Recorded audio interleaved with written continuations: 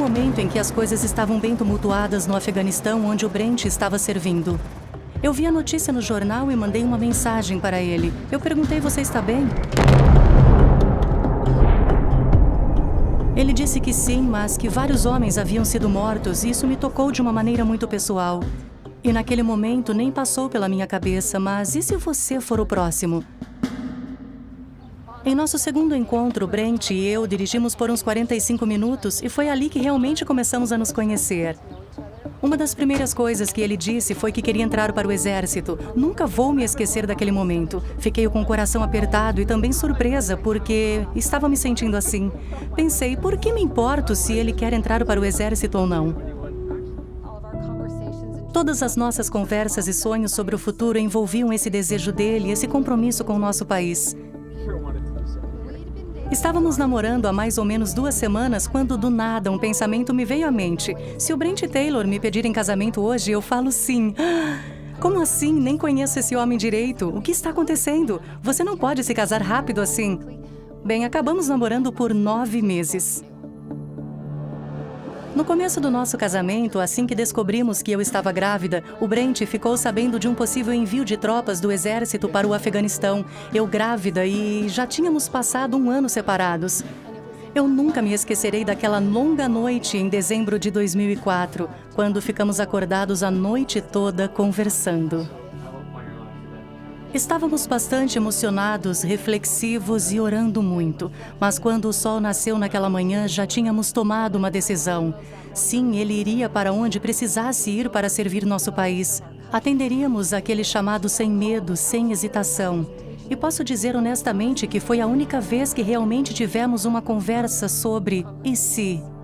O serviço é o verdadeiro significado de liderança. E hoje estou anunciando que vou para o Afeganistão para continuar meu serviço como membro da Guarda Nacional do Exército.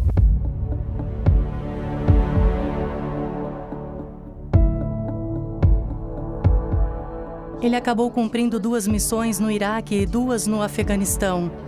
Entre uma e outra tivemos 7 filhos e ele concorreu a um cargo público na minha cidade natal. Depois ele concorreu novamente e foi reeleito pouco antes de sua última missão. Pouco antes dele partir, olhei bem nos seus olhos e disse: não consigo fazer isso sozinha. Não consigo explicar para os nossos filhos por que você decidiu partir. Eu simplesmente não consigo. Você vai voltar? Ele me olhou com aquela certeza de sempre e disse: sim, eu orei a respeito. Vou voltar. E isso foi o suficiente para nós dois. Bem, todos os sábados, o Brent levava muitos afegãos para fazer uma caminhada. Ele fazia isso por 2 motivos. Um era pelo preparo físico. Ele se preocupava com o fato de os afegãos não terem um bom preparo físico. Então, ele via isso como uma oportunidade de tirar um dia de folga, mas ainda assim fazer exercícios. E ele também aproveitava para fortalecer relacionamentos. Eles davam risadas, brincavam e se divertiam juntos. Eles treinavam, mas também estavam fortalecendo os laços de amizade. E eles faziam isso todos os sábados. Então, eu sabia que todo sábado de manhã era lá que ele estava. E naquela manhã eu recebi um telefonema bem cedo da minha mãe, que estava em casa com os meus filhos. Ela disse que haviam 2 oficiais do exército em minha casa e eles estavam pedindo para falar comigo pessoalmente. Isso só podia significar uma coisa.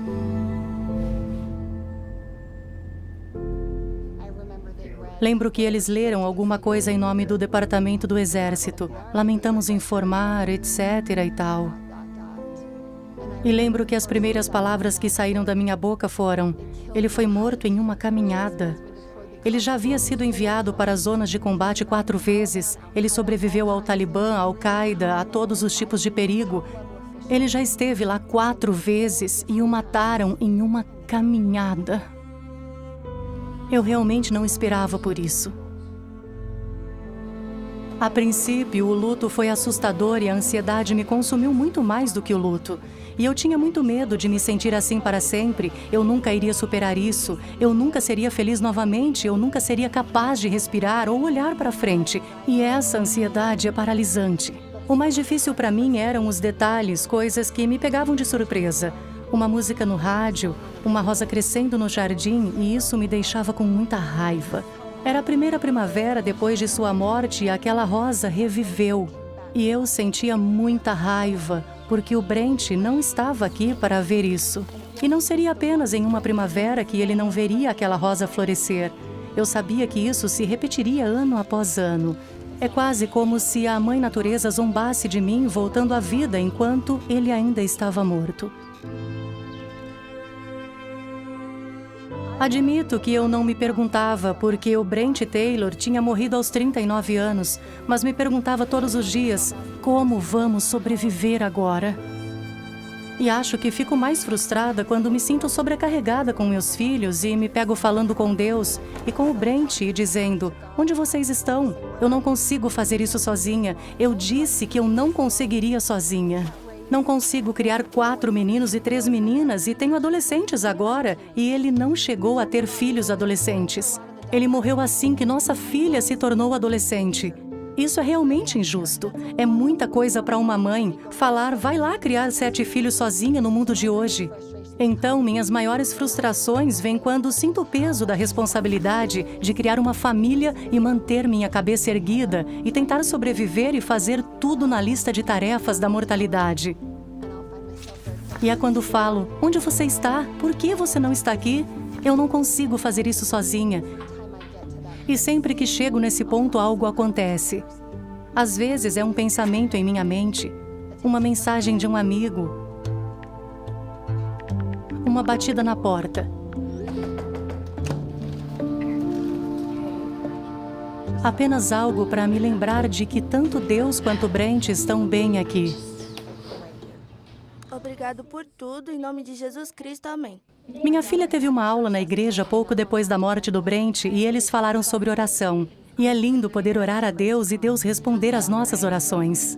Então, quem nos ensinou a orar? E ela disse, eu orei todos os dias para que Deus protegesse o papai. E é claro que então ela me perguntou, o que você diz sobre a oração? Teria sido mais fácil tentar mudar de assunto, mas ao invés disso, eu disse, é verdade, às vezes não recebemos a resposta que queremos. E acho que as crianças precisam ouvir isso, precisam saber que a vida é injusta, que na vida teremos altos e baixos que estão fora do nosso controle. E isso faz parte do plano e não significa que Deus não está lá, que não está nos ouvindo, mas significa que talvez tenhamos que confiar nele e em seus caminhos, aguentar firme e ter esperança de que tudo ficará bem. Eu não gosto quando as pessoas falam, Deus precisava de um herói ou era hora de ele partir. E embora eu entenda o sentimento por trás disso, discordo completamente. Acho que muitas vezes a vida mortal termina porque somos mortais ou por uma decisão tola que outra pessoa tomou. Eu não acho que Deus esteja precisando de pessoas lá do outro lado. Pelo contrário, Ele tem muitos homens e mulheres notáveis, incríveis, que viveram por milhares de anos. Profetas, presidentes, inventores, cientistas. Ele já tem bastante gente lá. Eu poderia fazer uma lista bem convincente para provar que ninguém precisava mais do Brent Taylor do que seus 7 filhos pequenos. Eu me lembro do dia depois da morte do Brent. Eu estava no meu quarto quando um pensamento me veio à mente. Isso vai ser bom para você, vai abençoar você e seus filhos. E eu me lembro de odiar aquele pensamento. Como pode uma tragédia ser uma bênção? E agora, eu estaria mentindo se não dissesse que tem sido uma bênção incrível, embora dizer isso ainda seja difícil para mim. Odeio dizer que a morte do meu marido abençoou muito minha vida porque dói, mas não posso negar. Deus tem nos abençoado muito. Mais uma vez, não acho que Deus tenha causado isso e não acho que tinha que acontecer para que eu aprendesse essas lições. Acredito que Deus nos permite aprender essas lições por causa do que aconteceu. E oro para que nunca esqueçamos o que vimos e sentimos aqui nesta manhã. Todo pai e mãe já disse mais de uma vez que a vida não é justa. Em alguns dos meus momentos mais sombrios, algumas das minhas angústias mais profundas, passei a acreditar que a vida é incrivelmente injusta a nosso favor.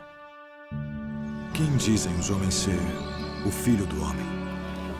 Se quisermos falar sobre quem teve a vida mais injusta desse planeta, é claro que seria Jesus Cristo. Mestre.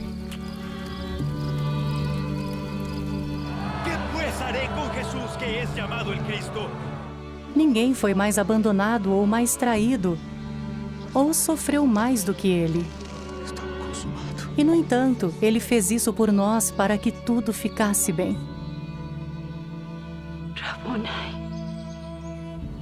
Ele tomou sobre si toda a injustiça para que ele pudesse nos ajudar a corrigir essas injustiças. E algumas delas são resolvidas nessa vida, mas muitas não. E para mim, o maior milagre de todos é realmente saber que tudo vai ficar bem. Acho que é importante reconhecer que, embora desejemos que tudo aconteça por uma razão, provavelmente é melhor deixar com que Deus nos ajude a encontrar sentido em tudo que acontece. Se o Brent estivesse aqui, eu diria a ele, obrigada por morrer por mim, por estar literalmente disposto a dar sua vida. Ele e Jesus Cristo são dois presentes incríveis em minha vida. O Salvador, é claro, por ter dado sua vida por todos nós para que possamos vencer a morte e o pecado por meio de sua expiação infinita. Nos últimos anos, passei a conhecê-lo de uma maneira muito mais íntima. Eu sei que Jesus Cristo é real, eu sei que Ele está mais perto de mim do que eu imagino. Sei que Ele me ama e está ciente de todas as minhas fraquezas, medos e ansiedades. E eu sei que Ele está disposto a andar comigo de mãos dadas e me ajudar a superar tudo o que eu preciso enfrentar. E também vejo isso em meu próprio marido. Ele também deu sua vida para que eu pudesse ter oportunidades. A morte do meu marido abriu muitas portas para que eu pudesse fazer a vontade de Deus e ajudar outras pessoas a aprender e crescer. E agradeço todos os dias por ele ter estado disposto a morrer por mim. Esta é uma afirmação difícil de se fazer, pois meu marido literalmente deu sua vida por mim. Bem, vou sair da cama hoje e tentar fazer o melhor com o tempo que ele me deu.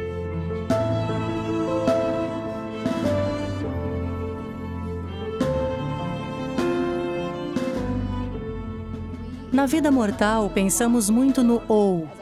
Podemos estar aqui ou ali. Podemos ser felizes ou tristes. Podemos ter um coração partido ou ter esperança. E acho que estou aprendendo a usar a palavra e. Posso lembrar e amar e sentir falta do passado e ser otimista em relação ao futuro. Posso ter um coração partido e ser feliz ao mesmo tempo. Posso me sentir arrasada e determinada a continuar. E acho que isso é o que o Evangelho de Jesus Cristo oferece, o e. Não precisamos escolher isso ou aquilo. Ele permite que encontremos a cura. Ele permite que sejamos curados por meio dele para que possamos enfrentar as lutas da vida e saber que a vida é realmente um belo presente dele.